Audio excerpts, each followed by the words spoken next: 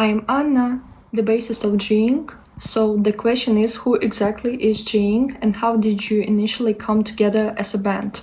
G.Inc. is an experimental trio consisting of Hanna, DJ, vocals, Katarina, drums, and Anna, bass. We combine elements of progressive metal, electronics, and industrial, creating a dance sound with a hard rhythm and a strong visual components. We began as a bass and drums duo, initially positioning ourselves as a stoner band.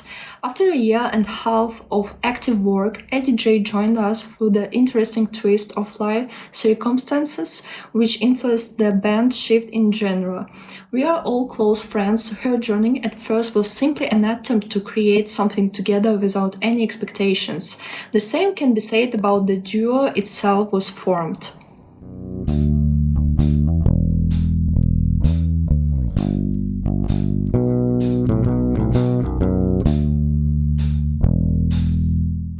My name is Hanna, I'm the DJ of G.Inc. and the question is, how would you describe your sound to someone new to your music and where do you find the inspiration for your music and lyrics? Our sound is a blend of electronic and analog elements. We use bass, acoustic and electronic drums, samples and synthesizers, all as equal instruments that interact differently from track to track. Each of us listens to very different music, from stoner and progressive metal to experimental hip-hop, techno and house. And that diversity shapes the way we sound. It's not one specific genre, but a mix of influences coming together.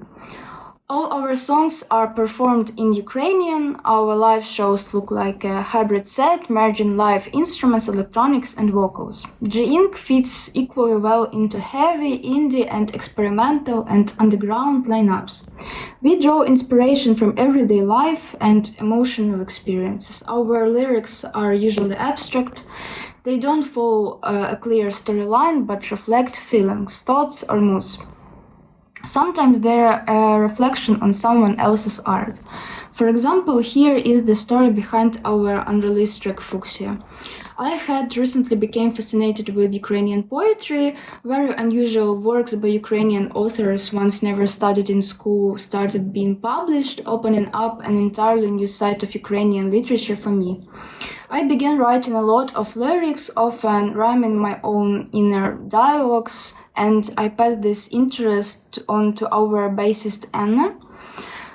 We were reading poetry aloud to music, learning to feel the rhythm of the text, and one day while I was working at a coffee shop, Anna came to me with a fragment she'd written, inspired by the film of Parajanov, The Color of Pomegranate. And by coincidence, it fit perfectly with the song we were working on.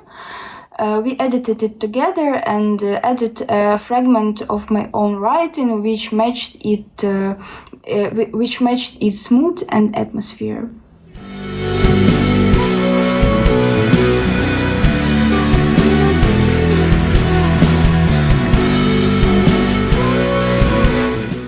What message or feeling do you hope listeners take away after hearing your music? We do not try to put a specific message into our music. Even if there was such a desire, it would hardly be possible, because everyone interprets music and words as they feel and takes from it what they need specifically.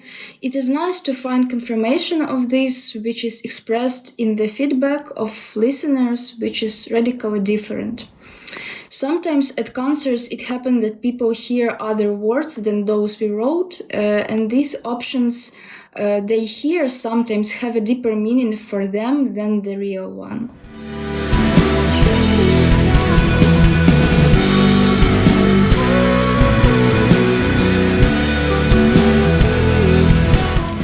The next question is, what's been the most significant learning experience for G.Inc. throughout these past few years?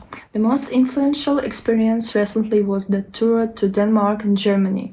For 2 weeks, we are constantly faced technical, everyday, and personal difficulties, which each time challenged our endurance. But we still reflect on the experience gained in a short period of time. Having adopted the experience of foreign colleagues, we have understood our gaps and identified the main areas that we need to work on. This applies not only to music but also to visual design, merch, technical support. And this tour strengthened our relationships and made us closer to each other and broadened our mindset.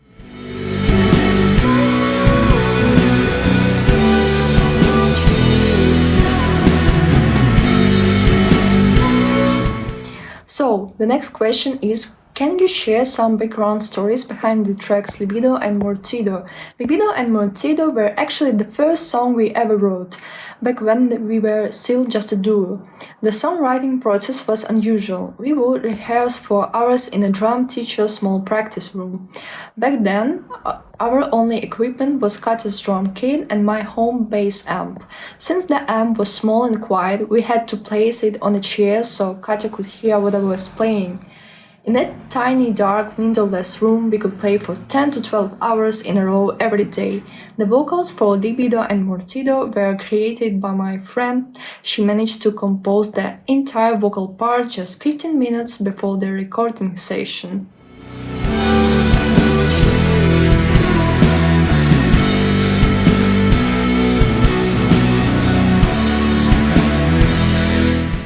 So, how do you manage to stay motivated and inspired under such challenging conditions? For us, music was, is, and will always be, and circumstances can be harsh, from night shelling to power outages. Since we live in different cities, there have been many times we finally managed to gather in one place, only for a blackout to hit right when we arrived at our rehearsal space. And for us, time is a precious resource. Finding a moment when everyone can travel to another city is already a challenge. And yes, these obstacles complicate everything, but so far they have never been decisive enough to stop us.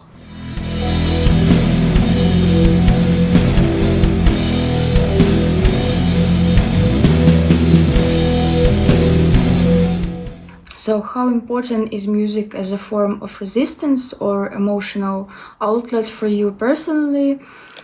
For a long time, an inferiority complex was imposed on Ukrainians. Narratives were promoted that there is nothing unique or high quality in Ukraine, and for a long time, part of the industry was aimed at Russia. For a while, it was a surprise for many people to learn that some artists very popular among the countries of the post-Soviet space was Ukrainian. Our identity was hidden because then it was easier to gain some popularity and recognition. Such was the condition of the industry.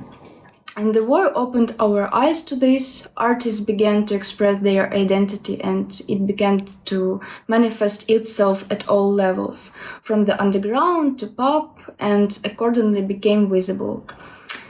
And we are happy to be part of this resistance movement, to join the diversity of our scene and to carry Ukrainian creativity abroad.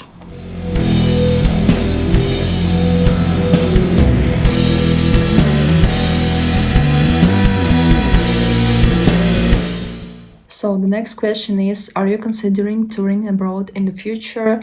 And after the last tour, our world was turned upside down and we want it to turn upside down at least one more time.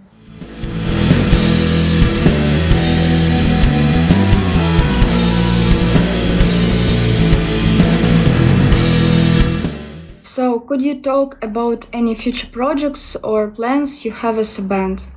Unfortunately, it's hard to make long-term plans during a war, but right now we are working on recording an album and developing new material. Our next big step is playing at the Mama Convention Festival in Paris this fall.